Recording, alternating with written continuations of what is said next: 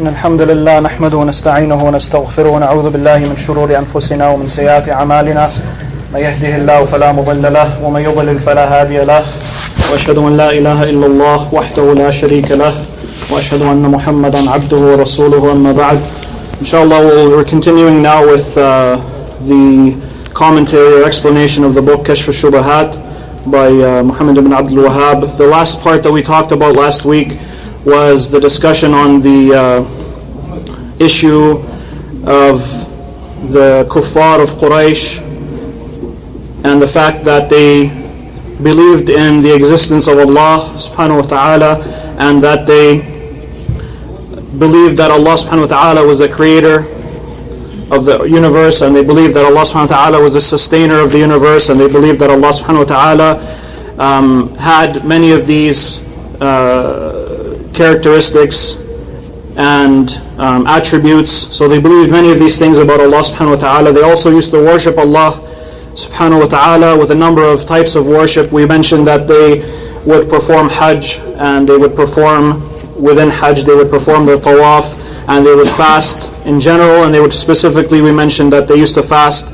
the fast of Ashura, and they would mention or remember Allah and perform dhikr of Allah, and they would make dua to Allah subhanahu wa ta'ala, and they would give sadaqah, and they would do many of these acts of worship, and they claimed that they were upon the religion of Ibrahim alayhi salatu wassalam. But despite this wasn't sufficient for them to be considered Muslimin. So we see from this that the idea that the person believes in the existence of Allah, or they believe in some of the attributes of Allah subhanahu wa ta'ala, or that they worship Allah with false, or even if it's a correct type of worship, that all of these things in and of themselves, and even all of these things combined together, isn't sufficient for the person to be considered Muslim. There's more to Islam than that, and that even if a person claimed to follow the Prophet ﷺ, and they worshipped Allah and they believed in the existence of Allah, but then they associated or performed an act of shirk with Allah subhanahu wa ta'ala, that this would be sufficient for them not to be Muslim. So in the end, it isn't sufficient to worship Allah. It has to be worship sincerely for Allah, and it can't be with any sort of intermediary or any sort of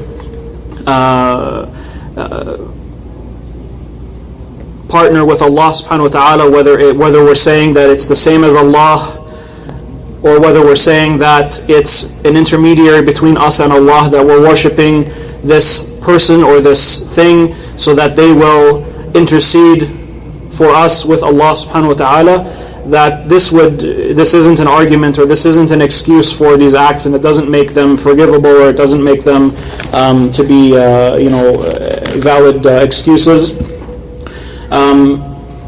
So the next thing is, we'll move on and we'll mention the next part that the author mentioned. So he says, after mentioning all of these points, he says, if this becomes known to you that they accepted all of this, so meaning that they accepted that Allah subhanahu wa ta'ala exists and that He's the creator and the sustainer, and then he says that, but this did not include them or enter them into Tawheed, or the Tawheed which the Messenger of Allah sallallahu alayhi wa sallam called them to, and you know that the Tawheed which they rejected was the Tawheed of worship, which the mushrikeen of our time call i'tiqad, and we'll explain this in a minute. He says, just as they used to call upon Allah subhanahu wa ta'ala in the day and in the night, but then some of them would call upon or perform dua to the angels due to their salah, or their righteousness and their nearness to Allah, and that they would do so that they would intercede for them, or they would make dua to a righteous person or a righteous man such as Allat, or a prophet like Isa, and you come to know that the Messenger of Allah sallallahu alaihi wasallam fought them due to this shirk, and called them to make their worship sincere for Allah wahdahu, or alone, as He ta'ala said, وَأَنَّ الْمَسَاجِدَ لِلَّهِ فَلَا تَدْعُ مَعَ اللَّهِ أَحَدًا, or that, and the masajid belong to Allah, so do not make or perform dua to anyone with Allah.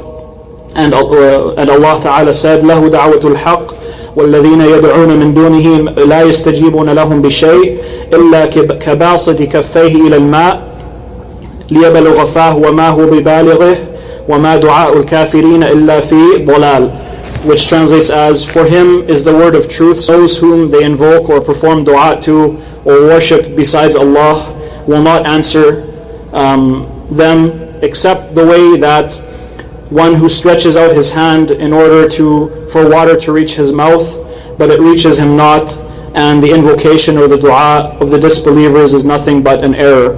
And this is from Surah Al-Ra'd. So, and then he continues, and the Messenger of Allah sallallahu alaihi wasallam, or it becomes known to you that he sallallahu alaihi wasallam fought them so that the dua would only be for Allah, and the oaths would only be for Allah, and slaughter or sacrifice would only be for Allah, and istighatha or seeking help would only be for Allah, and that all of the types of acts of worship would only be for Allah. And you know that their accepting of Tawheed al-Rububiyyah, or accepting that Allah subhanahu wa ta'ala is the Rabb, or that He's the creator or the controller of everything, that this did not enter them into Islam, and that they're intending worship towards the angels and the Anbiya or the prophets and the Awliya or the righteous ones, wanting their shafa'ah or wanting their intercession and drawing nearer to Allah through that. This is what made their blood and their wealth halal, and you become to know that the Tawheed which all of the prophets called to is that which the mushrikeen or that which the polytheists rejected, which is the type of, or which is the Tawheed of ibadah. So this is the section that we'll begin talking about today. So the author here is following up on what we talked about last week. So he is arguing, or he's explaining that accepting the existence of Allah subhanahu wa ta'ala and worshipping Him with acts of worship and attributing to Allah some of the things that are correctly attributed to Him, that He's the creator and the sustainer, and so on, that this isn't sufficient to enter the person into Islam. Just like it isn't sufficient for someone who was in Islam to only accept these things and to mix in acts of shirk with this. So what he argues here is, he says that when Allah subhanahu wa ta'ala said, وَأَنَّ الْمَسَاجِدَ لِلَّهِ فَلَا تَدْعُوا مَعَ اللَّهِ أَحَدًا, this is Allah subhanahu wa ta'ala giving us the command to, or the forbiddance of worshipping anyone with Allah, and the reason for this. So the masajid here in this verse, the scholars differ upon the opinion. So the masajid, the main understanding of what the masajid are is the masajid. So this is a masjid, or the masjid, in any part of the city, the place where you go to pray. The other understanding of al-masajid is the limbs with which you perform sujood. So in any case, whether it's either of the explanations of what the masajid in this verse means, in any case, Allah subhanahu wa ta'ala is giving us the reason why we shouldn't make shirk. So if the masajid, which are the houses of Allah, belong to Allah, then why would we go to this house of Allah and worship someone other than Him? And if it's the limbs that we perform sujood with, so meaning our hands, our knees, our feet, and our head, if these belong to Allah, then why would we use them in worshipping someone other than Allah? So this is the point here. Allah subhanahu wa ta'ala is giving us a forbiddance, and He's telling us the reason why, which is only logical. If someone says, well, this, if someone did this in the dunya, if someone gave you something and then you thanked someone else, they would, it would be illogical for you to do so. Or if someone gave you something as a present, and then you did something wrong to them with that present, or you insulted them with that present, this would be illogical even in the dunya. So how about when it's not a person giving you something, it's Allah subhanahu wa ta'ala creating you and giving you these virtues and these bounties, and then you use them to worship other than Him. So this is the meaning of this verse. And then what Allah subhanahu wa ta'ala said in the other verse, وَمَا دُعَاءُ الْكَافِرِينَ إِلَّا فِي ضَلَالٍ, or that, and the dua or the acts of worship or of the kafirin, or nothing but an error. So Allah subhanahu wa ta'ala is saying here that the mushrikeen who claim to believe in Allah, or they might actually believe in Allah, the acts of worship that they do when they're in this state, in the end, they don't benefit them. So the fact that they claim something and then do something based upon that claim, because it's not being fulfilled in the correct way, meaning that because these acts of worship are either being done with shirk in them, or they're maybe doing something sincere but then performing shirk elsewhere, it invalidates all of these things and it makes them worthless in the end. And we'll talk about that in a bit more detail. So now just to talk specifically about some of the things that the author said. So I'll talk about some of the words or some of the sentences that he used. So we see that it's been confirmed from these ayat and the hadith that we talked about that the kuffar accepted a number of things which we also accept. So the rububiyyah, or the lordship of Allah subhanahu wa ta'ala. We also know that they used to worship Allah subhanahu wa ta'ala, and we know that the tawheed that the Prophet ﷺ called them to wasn't to accepting the existence of Allah, but it was to the worshipping of Allah alone, and to leave any types of shirk. And we talked about this last week when we said that the mushrikeen, they used to say labbaik Allahumma labbaik, but then they would add something to it, which was an act of shirk. So the Prophet ﷺ didn't say, oh, it's good that you're doing this, we have this in common. No, he said, stop where you are, stop, qad, he said in the hadith that we talked about. So he didn't say that we have these things in common, or that this is good that you're doing this and then stop. No, it was the whole thing is needed. It's not sufficient that you just part of it. You need to have the whole thing, because it's not something where part of it is sufficient. If you do something good, but then you put something within that goodness that invalidates the whole thing, then really in the end the whole thing was worthless. It isn't something where you can say part of it is sufficient or part of it will fulfill what needs to be fulfilled. It's an all or none when it comes to tawheed and shirk. So the author mentioned a number of things that the mushrikeen would worship besides Allah. So we see that Allah subhanahu wa ta'ala mentioned that the kuffar at the time, or the mushrikeen at the time, would worship angels or prophets or righteous people with Allah subhanahu wa ta'ala. The important thing to look here is that if we look at what the mushrikeen used to do, when they were questioned about why are you worshipping these things, they wouldn't say because we believe they're creating us, or because we believe that they have power. It was because they're good, because the angels are righteous, because Allah subhanahu wa ta'ala has brought the angels near to Him and He's given them specific virtues. Because of their righteousness, we, instead of worshipping Allah directly, will worship these things to intercede with us, or intercede for us with Allah subhanahu wa ta'ala.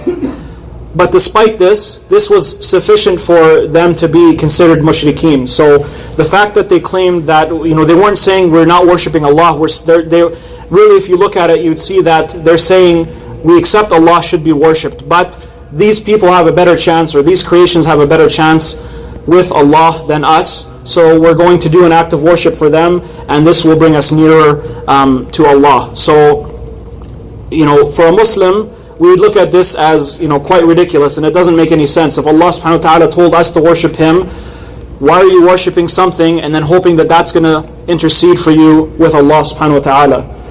But it is quite common now, but they might go to a grave and then make dua to that person to make dua to Allah for them, or they'll make a dhabh, or a sacrifice of an animal, and do it for so and so, whether it's for their father or for someone in a grave or a saint. It's in some of the countries this is widespread, that they'll go to certain places and they'll slaughter at that area, and they'll say that this is for this person in the grave, so that they'll intercede with Allah on our behalf. And it's common also, they call them saints, or they call them like a sayyid or something, amongst many groups of the Sufis throughout the world, and it's becoming even widespread in Allahul Musta'an in our city now, or the groups of the Rafidah who make dua to Al-Hasan or Al-Hussein or Fatima or Ali or their imams, their ayatullah or whatever they call them. These types of things, it becomes very widespread now, where to us when we look at it, it seems ridiculous, but it's being done by people who claim to be Muslimin, even in our time. So this is the importance of knowing this, because if someone was ignorant and they went to some of these people and they said, well, what are you doing? And they said, well, I'm going to this grave because if I worship this person here, then he'll intercede on my behalf with Allah. Someone who doesn't know about Tawheed, doesn't know about Islam will, their fitrah will be, well, I want to please Allah. If this is going to please Allah, then I'm going to do it. So people who aren't aware of these things can fall into this trap just out of, ignorance of the Quran and the Sunnah. So they might think, well, I'm doing something good, but really in the end, this is the exact opposite of what Allah subhanahu wa ta'ala told us to do. So this, as we see, it becomes a trap of the shaitan, that someone will think that they're doing something good, when in reality, not only is it not what Allah subhanahu wa ta'ala ordered us, it's the complete opposite of what He ordered us, and it's the thing that the messengers came to actually fight and to actually eradicate. And as we see here, when the author mentioned that they might worship an angel, or they might worship a righteous person like Al-Lat, or they might worship a prophet like Isa, this isn't intended to be all-inclusive. So just because the author didn't mention something else, it doesn't mean that there's not people out there who worship other things. And as we see, we talked about people who will go to a grave, or they'll go to a site, or they'll go to a house, or whatever it is, and they'll say they're making dua to the Sayyid, or they're making dua to their Imam, or whatever it happens to be. This would be included in all of this, even though the author didn't mention it. So this is something that, it's inshallah it's clear, like the evidence is quite clear for it. But despite this, there are people, especially nowadays, what they try to do is they say, well, no, what you're saying in that the mushrikeen accepted Allah subhanahu wa ta'ala as their Lord, but they just worshipped other than Allah, this is incorrect. And they'll try to mention ayat from the Quran to try to prove this statement. So the point of them doing this is that there's something behind it, and there's an ideology behind it. And what that is that if we establish from the Quran and the Sunnah that someone who claims Islam might not actually be Muslim if they worship other than Allah, and we use these evidences, this will have implications. It will have implications on people doing things that they shouldn't do. If someone follows a certain methodology or something in which they perform acts of worship for their sheikhs, or they perform acts of worship for their sayyids, or whatever they call them, if we want, and they claim to be Muslim, and they claim that this is from Islam, when this evidence is presented to them that, the mushrikeen used to do things very similar to what you're doing. They accepted Allah as their creator, but they worshipped other than Allah, or they associated other than Allah in their acts of worship that were for Allah. So they had a partner with them. This has implications on what they're doing, because then this proves now we can't continue doing what we're doing. We can't claim to be Muslim and claim that we're worshipping Allah subhanahu wa ta'ala, but then also associate these people, or these whatever it is, these people, or these shrines, or these angels, or whatever it happens to be. We can't associate them with Allah. So what is the argument that they try to put forth in order to reject this? They say, no, actually the whole concept that you're coming up with is wrong to begin with. This isn't what the mushrikeen used to do. The mushrikeen actually didn't accept Allah. So this is why the Prophet ﷺ was sent to them. It wasn't to make them worship Allah alone. It was to make them accept Allah to begin with. And they try to use a number of ayat to prove this. So the first ayah that they try to use is in Surah Al-Furqan, when Allah subhanahu wa ta'ala said, وَإِذَا قِيلَ لَهُمُ اسْجُدُوا لِلرَّحْمَنِ قَالُوا وَمَا الرَّحْمَنِ أَنَسْجُدُ لِمَا تَأْمُرُنَا وَزَادَهُمْ نُفُورًا, or which translates as, and when it was said to them, prostrate to Ar-Rahman, or perform sujood to Ar-Rahman, they would say, and what is Ar-Rahman? Shall we perform prostration or sujood to that which you command us? And it increases them only in aversion. So meaning they would turn away from it even more so. So the ones who try to argue against this this idea that we're putting forth, or that this idea that we're showing is in the Quran and the Sunnah, that you can't worship anyone with Allah, and that this was what the Prophet ﷺ was actually sent to the mushrikeen to clarify. They say, no, hold on. They didn't even believe in Allah to begin with. They didn't accept Allah. What is your evidence? Well, they say here, when Allah subhanahu wa ta'ala mentioned in this verse that they said, وَمَا الرَّحْمَنِ, or what is Ar-Rahman? So their argument is, they say that when the Prophet ﷺ commanded them to worship Allah, they were saying, who is Allah? Or what is Allah? وَمَا الرَّحْمَنِ, or Mar-Rahman, because we know that Allah subhanahu wa ta'ala has many names, and from His names was Ar-Rahman. So they say, well, no, they didn't even accept Allah to begin with.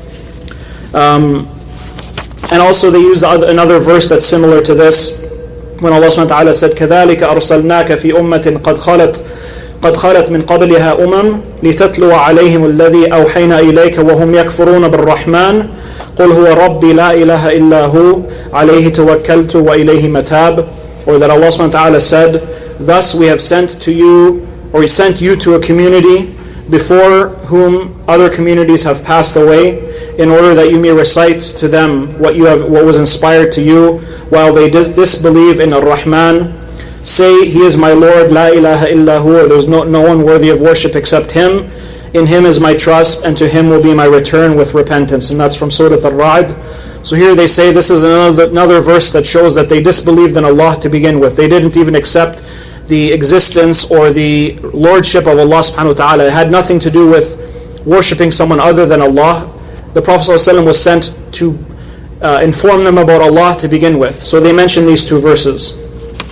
But if we look at these verses and the context in which it was revealed, and if we look at some of the instances or incidences that took place during the lifetime of the Prophet ﷺ, we see that what is being meant here, or what is meant by in these ayahs, isn't what these people claim that these ayat mean. So first of all, when they said وَمَا الرَّحْمَنِ, if we look to the Sulh, or the Treaty of Hudaybiyah, in which the Prophet ﷺ wrote a contract with the kuffar, we see that in this hadith from Suhail, in this hadith that the Prophet ﷺ commanded Ali radiallahu anhu to write down Bismillah ar-Rahman ar-Rahim on the contract. At this point, Suhail, who was from the kuffar, said, وَمَا الرَّحْمَنِ إِنَّا لَا نَعْرِفُ الرَّحْمَنِ لَكِنْ أُكْتُبْ بِاسْمِكَ اللَّهُمَّ. Or that Suhail, who was from Quraysh, or the kuffar of Quraysh, said, what is Ar-Rahman? We do not know what Ar-Rahman is, but instead write Allah, or write the name of Allah. So we see here that this ayah isn't referring to the Prophet ﷺ coming to teach them that Allah exists. It's referring to the kuffar rejecting one of the names of Allah subhanahu wa ta'ala. So this argument, is a completely invalid argument, and even more so, if we look at the evidences that were mentioned last week, when they used to say labbaik Allahumma labbaik, they're clearly believing in the existence of Allah, and they're even worshipping Him, but then they would act or add acts of shirk to it. Another evidence that they try to use is the verse in which Allah subhanahu wa ta'ala said, وَيُسَبِّحُ الرَّعْدُ بِحَمْدِهِ وَالْمَلَائِكَةُ مِنْ خِيفَتِهِ وَيُرْسِلُ الصَّوَاعِقَ فَيُصِيبُ بِهَا مَنْ يَشَاءُ وَهُمْ يُجَادِلُونَ فِي اللَّهِ وَهُوَ شَدِيدُ الْمِحَالِ, which translates as, and the thunder glorifies and praises Him, and so do the angels because of His awe. He sends the thunderbolts, and therewith He strikes whom He wills. Yet they dispute about Allah, and He is mighty in strength and severe in punishment. And that's from Surah Al-Ra'd as well. So they say here that Allah subhanahu wa ta'ala mentioned here that they actually dispute the existence of Allah to begin with. So they're saying, or they argue that when you claim that the Prophet ﷺ fought Quraysh and called them to Islam, it wasn't because they were performing shirk, it wasn't because they were worshipping a prophet, it wasn't because they were worshipping their elders or their ancestors, and it wasn't because they were worshipping Al-Lat and Uzza. It was because they didn't accept Allah to begin with. So, and they say, well, here this evidence is that وَهُمْ يُجَادِلُونَ فِي اللَّهِ, or they are disputing about Allah. So they say, well, this is evidence enough to prove this point. So for this, it's the reply is there's a number of ways to reply to this. First of all, we say وَهُمْ يُجَادِلُونَ فِي اللَّهِ. We know that Allah is a name, or is the name of Allah, which comes from Al-Ilah, which is the God, or the one that's worshipped. So they're disputing the worship of Allah subhanahu wa ta'ala. They're not disputing the existence of Allah subhanahu wa ta'ala. Secondly, if we look, the beginning of this verse is talking about worship. وَيُسَبِّحُ الرَّعْدُ بِحَمْدِهِ وَالْمَلَائِكَةُ مِنْ خِيفَتِهِ, or that the thunder praises and glorifies Allah. So this is an act of worship, as do the angels due to His awe. So Allah subhanahu wa ta'ala here is mentioning that these creations, so the thunder, which is from Allah subhanahu wa ta'ala's creation, and the angels, which are from Allah subhanahu wa ta'ala's creation, they're worshipping Allah due to their knowledge of the power and the awesomeness and the awe of Allah subhanahu wa ta'ala. But the kuffar are disputing this. So it's not that they're disputing the existence of Allah, they're disputing the worshipping Allah alone. Plus if we look at the fact that they used to accept Allah subhanahu wa ta'ala, and they used to worship Him, and they used to perform these actions, then really in the end this argument is a baseless argument, and it's quite ridiculous in the end if we look at it in the context of all of the other evidences. They also try to use the verse when Allah subhanahu wa ta'ala said وَلَا يَأْمُرُكُمْ أَن تَتَّخِذُوا الْمَلَائِكَةِ وَالنَّبِيِّينَ أَرْبَابًا, or that nor would He order you to take the angels and prophets as lords. So meaning that the Prophet ﷺ wouldn't come to the people and order them to take the angels and the prophets as lords. So Allah subhanahu wa ta'ala is saying here that the Prophet ﷺ didn't come to tell you to teach these people, or to teach the people to take these things as lords. So by on the contrary, He was coming to teach the people to take Allah as their Lord. So this is how they try to use this, and this from Surah Al Imran. So if we look at this again, what's meant by arbab here, or lords, is God. So Allah subhanahu wa ta'ala sent the Prophet ﷺ to take the people away from worshipping other things to worshipping Allah, not that He came to teach the people to accept the existence of Allah or to take Him as their Lord. And likewise, if we look at the context in which this verse of the Quran was revealed, there's actually a story behind it. So the story for this is that there was a group of the kuffar, or specifically the Christians from Najran, and they came to the Prophet ﷺ, and the Prophet ﷺ called them to Islam. So their response was, do you want us to worship you? So they were asking, is it you that you're wanting us to worship? So Allah subhanahu wa ta'ala revealed this verse. So we see from this verse that the Prophet ﷺ was being asked, should we worship you? So Allah subhanahu wa ta'ala revealed this verse explaining that it would be impossible, or it would be that the Prophet ﷺ would come with Islam but then call people to worship himself. So if we look at this, we can see that of all the creation, we know that the Prophet ﷺ is the best of creation.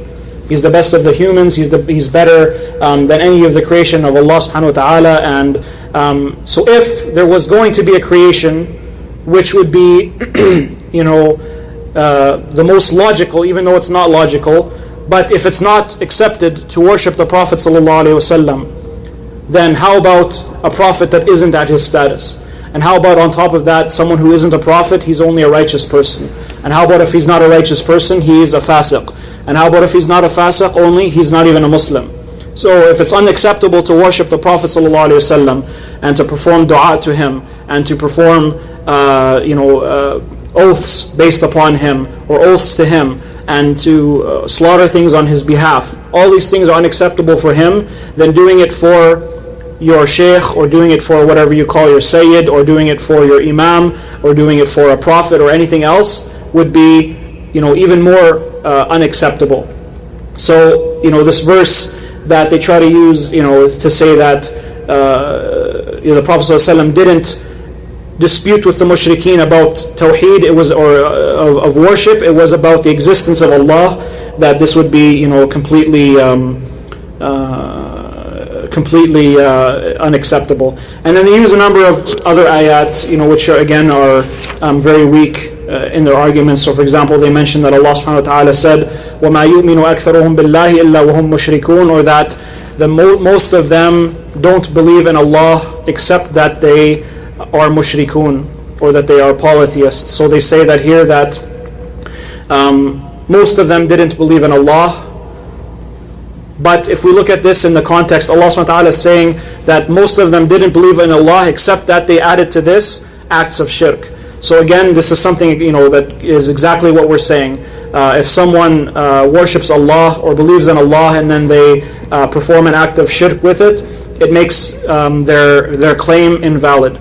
So and I'll stop there with regards to mentioning the ayat that they use, but I just want to add a bit more as to the reason for this. So again, if someone claims that, what is the big deal if someone claims that the Prophet ﷺ came to teach Quraysh that Allah exists, or that he came to teach the people of Quraysh that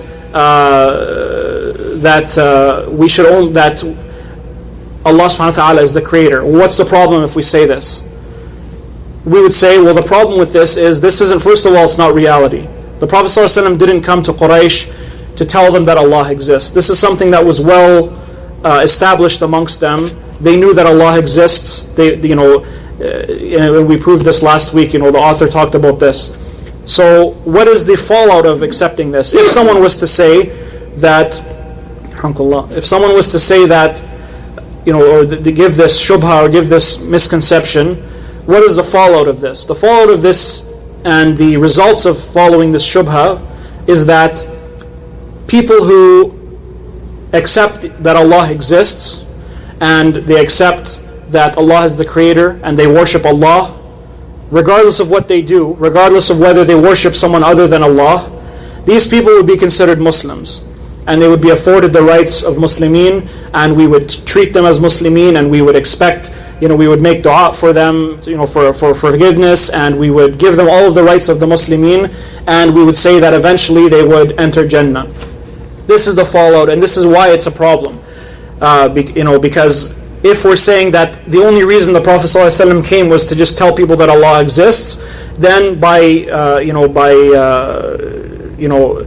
the next steps of this is saying that all we really need to do to be Muslim is accept that Allah exists and that He creates everything, and that we do some acts of worship for Him, regardless of whether we worship Allah in the masjid and then we go out and we go to a graveyard and we prostrate to a grave, or we bring someone to the masjid and we pray our Salat al-Asr, and then after Asr we put someone in front of us in the masjid and everyone makes sujood for him.